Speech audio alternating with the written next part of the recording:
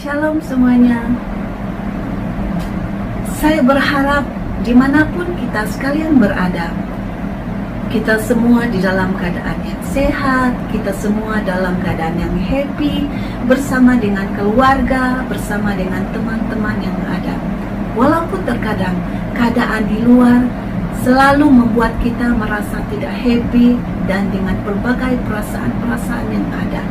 Saya mau katakan bahwa jangan pernah terintimidasi dengan situasi keadaan yang ada di luar. Saya percaya bahwa setiap kita yang mendengar khotbah online di mana-mana pun pada hari ini, pada saat ini, semua kita adalah orang-orang yang telah Tuhan pilih untuk diberkatinya melalui kebenaran-kebenaran firman Tuhan yang pastinya akan mendorong kita, yang pastinya akan menguatkan kita untuk tetap melangkah dari hari ke hari dengan penuh kekuatan untuk meraih setiap janji-janji Tuhan yang telah Tuhan rencanakan untuk saya, untuk sekalian kita yang mendengar pada hari ini. Hari ini saya mau mengajak kita belajar bersama-sama berkenaan dengan satu tema firman Tuhan yang saya beri judul kunci perubahan. Baik saya, baik kita sekaliannya, pasti ingin menjadi orang yang berhasil. Kita tidak mau menjadi orang yang gagal di dalam kehidupan. Itu sebabnya dalam setiap usaha, di dalam setiap pekerjaan yang kita buat, kita mau melihat keputusan yang sangat baik. Namun, kita tidak boleh lari daripada lumrah kehidupan manusia. Ada orang yang mengawali kehidupan mereka dengan sangat baik, namun mengakhirinya dengan kegagalan. Namun ada orang yang mengawali kehidupan mereka sepertinya orang gagal, tetapi berakhir menjadi orang yang sangat berhasil. Hari ini kita belajar berkenaan dengan satu tokoh di dalam Alkitab yang diberi nama Yakub. Yakub membawa makna penipu, orang yang suka berbohong. Saya percaya kita semua tidak suka berteman dengan orang yang suka berbohong, orang yang suka menipu. Kita coba menghindari orang-orang yang seperti ini karena kita tidak mau nanti kita akan terikut-ikut dengan cara hidupnya yang suka menipu, sehingga kita akan menjadi seorang yang penipu pada akhirnya. Kita juga tidak mau nanti kita pula yang ditipunya. Itu sebabnya kalau kita melihat ada orang, ada teman kita yang kita tahu suka menipu, kita akan menghindari untuk terus berteman dengan dia. Ini adalah Yakub. Dia adalah orang yang suka berbohong. Dia sangat tahu bagaimana taktik untuk menipu, untuk mencapai sesuatu yang bukan kepunyaannya dengan cara menipu. Nah, kalau Anda bertanya kepada saya, mengapa dia diberi nama Yakub, penipu, seorang yang suka berbohong? Saya juga tidak tahu. Saya tidak tahu apa yang telah melatar belakangi individu ini sehingga dia diberi nama sekian oleh ayah, oleh ibu, oleh keluarganya. Namun di dalam cerita Alkitab menyatakan bahwa ada beberapa hal dalam kehidupannya. Waktu dia ingin mencapai sesuatu, dia menggunakan beberapa hela untuk mencapainya, yaitu dengan cara menipu. Nah, kalau kita melihat waktu masih di dalam kandungan ibu mereka, keduanya adalah kembar, maksud saya abangnya bernama Esau dan dia sendiri bernama Yakub. Kalau Anda bertanya kepada saya mengapa dia diberi nama sedemikian rupa, saya juga tidak tahu. Saya tidak tahu apa yang melatar belakangi kehidupan individu ini sehingga dia diberi nama Yakub, seorang penipu, seorang yang berbohong, yang suka berbohong. Dia adalah pakar dalam menipu. Dia menggunakan berbagai hela untuk mencapai segala keinginan, kemauan di hatinya. Kalau kita melihat di dalam cerita Alkitab, sewaktu keduanya berada dalam kandungan, dia bersama dengan abangnya, keduanya adalah kembar. Dan sewaktu dalam proses dilahirkan, sewaktu masih dalam keadaan bayi yang sangat polos, yang tidak tahu apa-apa, Yakub sempat menarik tumit abangnya, seolah-olah tidak mau membenarkan abangnya mendahuluinya sewaktu dilahirkan. Ini adalah Yakub. Kejadian seterusnya dia telah menipu abangnya berkenaan dengan hak kesulungan. Satu ketika abangnya Esau baru balik dari berburu. Pada hari itu dia kurang bernasib baik, dia tidak memperoleh apa-apa binatang buruan. Sudah pasti dia merasa kecewa, dia merasa lapar, dia merasa sangat-sangat dahaga. Dalam perjalanannya ke kemah, dia menghidup satu aroma yang sangat sedap, di mana makanan kegemarannya sedang dimasak. Nah, sewaktu sampai di tapak perkemahan, dia melihat adiknya sedang masak bubur kacang merah. Bubur kacang merah adalah kegemaran si abang, yaitu Esau sendiri. Dia mendatangi adiknya, dia berkata, "Bolehkah kamu memberi sedikit hidangan itu untuk saya?" Apa kata Yakub? Dengan selama dia berkata, "Boleh, tetapi dengan satu syarat. Engkau harus menyerahkan pertama-tama hak kesulunganmu kepada saya. Setelah itu baru saya memberi hidangan apa yang kamu inginkan." Esau tanpa berpikir panjang, oleh karena rasa dahaga, oleh karena rasa yang sangat lapar, maka dia berkata kepada Yakub, "Apa gunanya hak kesulungan kalau aku mati kelaparan?" Itu sebabnya hari itu dia menanggalkan hak kesulungannya dan memberikannya kepada adiknya Yakub. Dia tidak sadar bahwa hal itu akan merugikan dia pada masa akan datang. Dalam kejadian yang lain, Yakub telah menipu ayah mereka Ishak yang pada ketika itu sangat uzur, sangat tua, mata dia kedua-dua belah sudah buta, dia cuma boleh mendengar dengan jelas. Nah, satu ketika Ishak tahu bahwa umurnya tidak lagi panjang, itu sebabnya dia memanggil Esau sebagai anak sulung. Dia mengarahkan Esau untuk membuat sesuatu, dan setelah itu nanti dia akan melepaskan doa berkat anak sulung kepada anaknya yang bernama Ishak. Namun di sebalik kemah, ibu mereka Ribka telah mendengar apa yang Ishak arahkan kepada Esau. Itu sebabnya dia memanggil Yakub dan keduanya bersubahat untuk menipu sang ayah. Itu sebabnya Yakub datang menghadap ayahnya dan berpura-pura menjadi seorang yang bernama Esau. Dan dipendekkan cerita, akhirnya hak kesulungan, doa berkat anak sulung itu telah diambil, telah diberikan, telah diletakkan di atas Yakub. Dalam kejadian yang lain pula, dia telah berjaya menipu paman mereka yang bernama Laban, sehingga meraih banyak harta kekayaan berupa kawanan binatang, kambing dan domba. Sepatutnya dia sudah boleh berpuas hati dengan upah yang telah diberikan oleh pamannya itu kepadanya. Namun dia bukan jenis orang yang suka, yang senang berpuas hati dengan apa yang menjadi miliknya. Itu sebabnya dengan cara menipu dia berhasil memperolehi banyak harta benda.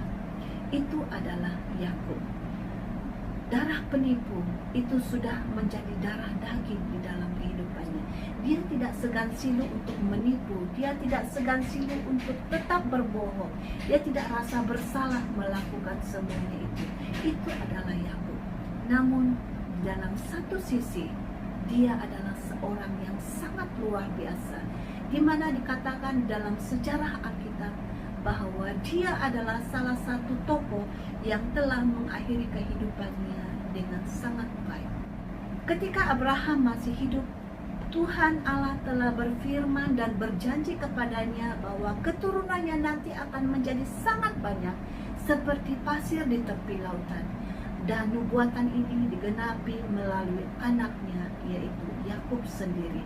Melalui Yakub lahir 12 orang anak, dan 12 ini mewakili setiap suku bangsa umat Israel.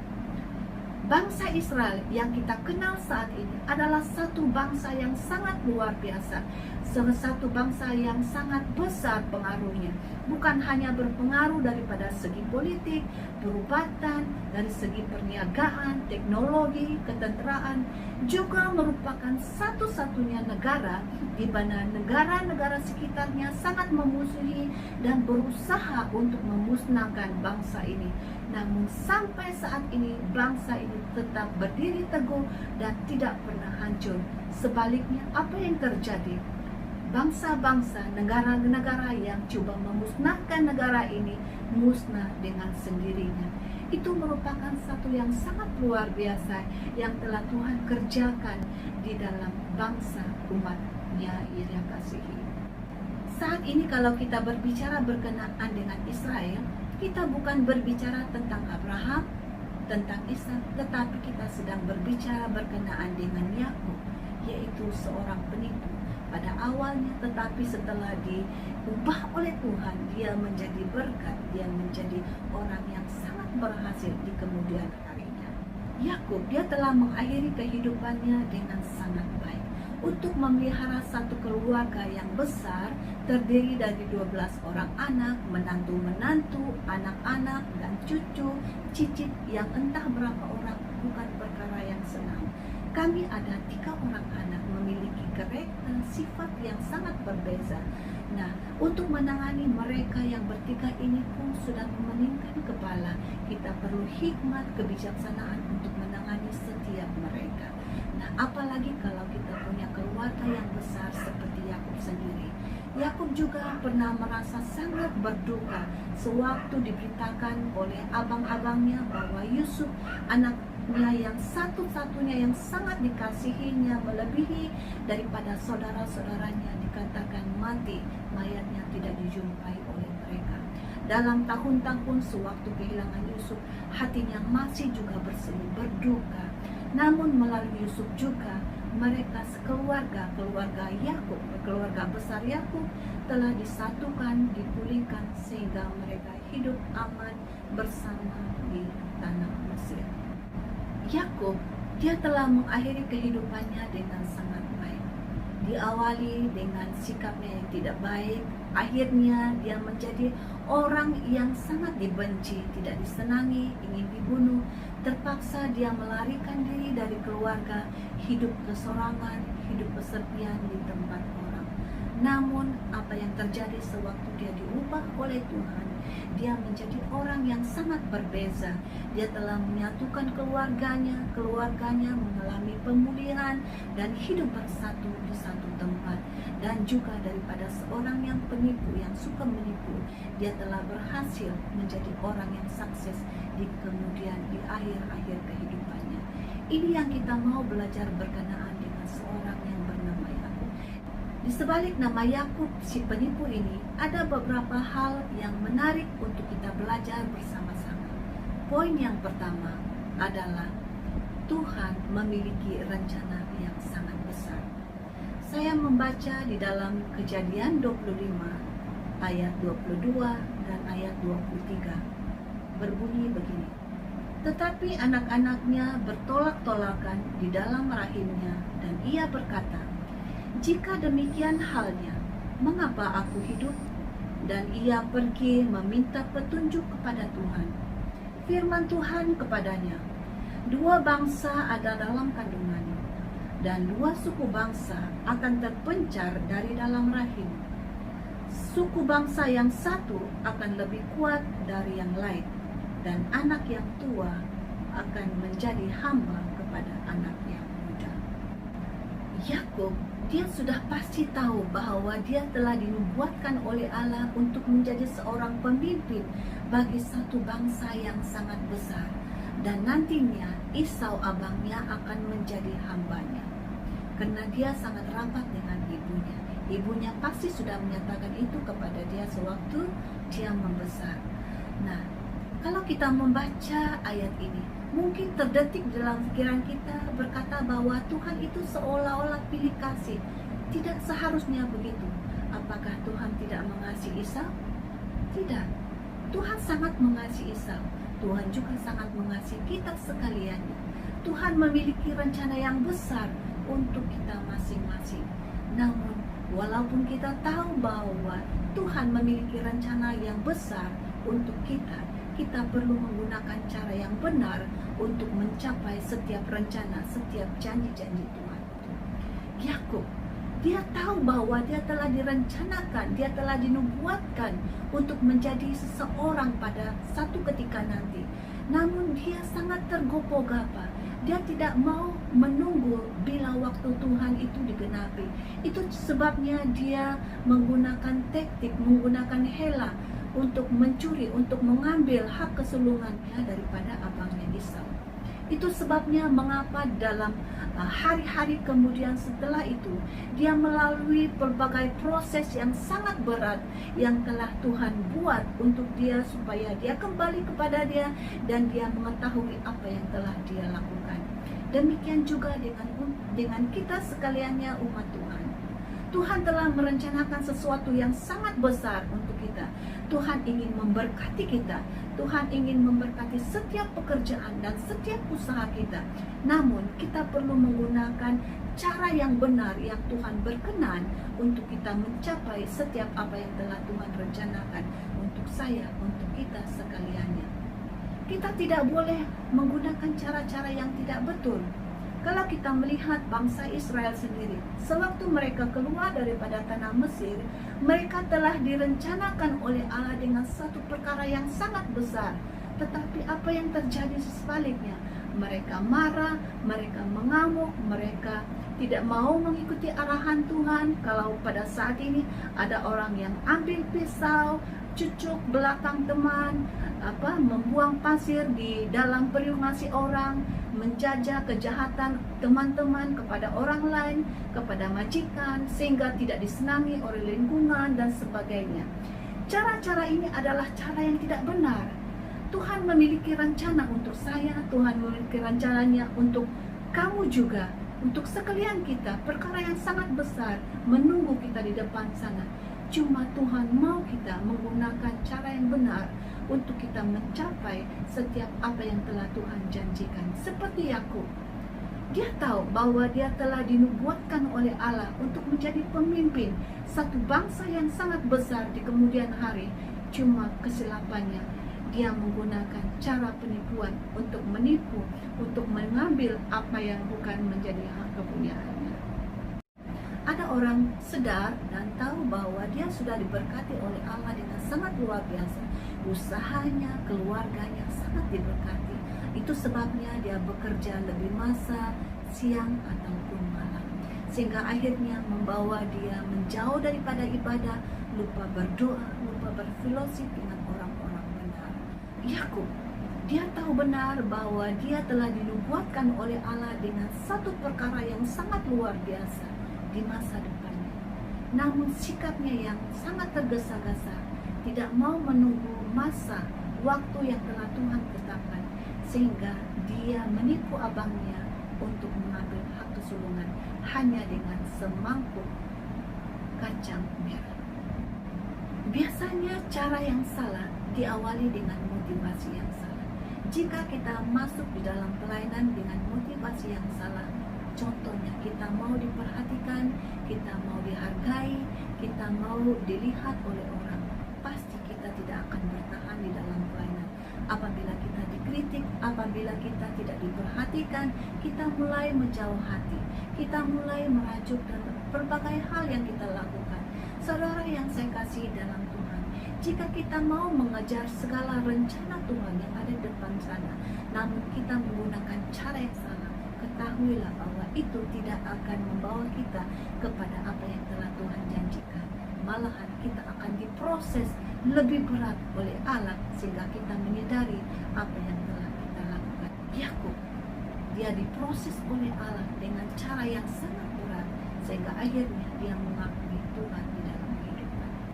Titik perubahan Yakub dari seorang yang suka menipu, merompak, akhirnya menjadi seorang yang sukses, yang berhasil di kemudian hari. Poin yang kedua adalah karena dia membangun mesbah. Dicatat di dalam Alkitab, apabila dia pergi kemana-mana, dia pasti akan membangun mesbah. Satu saat, ayahnya menyuruh dia datang kepada Laban, dan dia berhenti di satu tempat dan bermalam di situ. Pada waktu malamnya, dia bermimpi bahwa Tuhan mendatangi dia. Apabila dia bangun keesokan pagi dia mendirikan mesbah dan mencari wajah Tuhan di situ. Mulai dari situ, kemanapun dia pergi, dia pasti akan mendirikan mesbah dan mencari wajah Tuhan. Dari situlah titik perubahan orang yang bernama Yakub. Kejadian 33 ayat 1 hingga ayat yang ketiga. Yakub pun melayangkan pandangnya, lalu dilihatnyalah Esau datang dengan diiringi oleh 400 orang. Maka diserahkannyalah sebahagian dari anak-anak itu kepada Lia, dan sebahagian kepada Rahel, serta kepada kedua budak perempuan itu. Ayat yang kedua, ia menempatkan budak-budak perempuan itu beserta anak-anak mereka di muka, Lia beserta anak-anaknya di belakang mereka, dan Rahel beserta Yusuf di belakang sekali. Ayat yang terakhir. Dan ia sendiri berjalan di depan mereka, dan ia bersujud sampai ke tanah 7 kali, hingga ia sampai ke dekat kakaknya itu. Yakub di dalam pembacaan ini merupakan Yakub yang tidak sama seperti Yakub yang sebelum. Kalau Yakub yang sebelum, dia adalah orang yang suka mencari hela untuk menyelamatkan diri. Namun di dalam ayat ini menyatakan bahwa Yakub datang sendirian untuk menghadapi abangnya Esau. Di dalam praktis Alkitab, perkataan sendirian ini membawa makna berserah penuh kepada Allah. Dia tidak lagi seperti Yakub yang mengandalkan kekuatannya, mengandalkan hela yang ada padanya untuk melarikan diri, untuk keluar daripada apa yang dihadapi. Tetapi dia datang sendirian, menyerahkan seluruh keberadaannya kepada Tuhan, menyerahkan total 100% apa yang terjadi kepada hidupnya kepada Allah sendiri. Itu adalah maksud bersendirian. Dia bersendirian, dia tidak menggunakan anak ataupun istrinya mendahulunya untuk berjumpa dengan abangnya Esau yang sedang marah, tetapi dia menghadapi abangnya sendirian, kata firman Tuhan. Kalau kita melihat, sebenarnya kedua adik-beradik ini memiliki masalah-masalah tersendiri. Esau, dia bermasalah dengan penyakit hati. Dia sakit hati, dia rasa geram, dia sangat marah, menyimpan dendam, sehingga dia rasa mau membunuh adiknya. Sementara Yakub pula, dia adalah seorang yang pembohong, suka menipu, dan apapun yang dia inginkan, dia pasti akan mengambilnya dengan cara menipu. Namun perbezaan keduanya adalah Esau tidak mengingati Tuhan, tetapi Yakub sentiasa ingat kepada Tuhan. Saya tidak pernah menggalakkan supaya kita hidup seperti Yakub, menjadi seorang yang tidak baik tetapi masih mengingat Tuhan. Kalau kita melihat hidup Yakub, dia telah diproses oleh Allah dengan cara yang sangat berat. Akhirnya dia menyadari apa yang telah dia lakukan, dia kembali kepada Tuhan. Saudara yang kekasih di dalam Tuhan, kalau kita selalu mengingat Tuhan di dalam kehidupan kita, kalau kita melihat di dalam ayat 4, Esau berlari mendapatkan dia. Saudara yang kekasih, kalau kita selalu mengingat Tuhan di dalam setiap kehidupan kita, pasti ayat 4 akan terjadi di dalam kehidupan kita. Saya membaca begini, ayat keempat.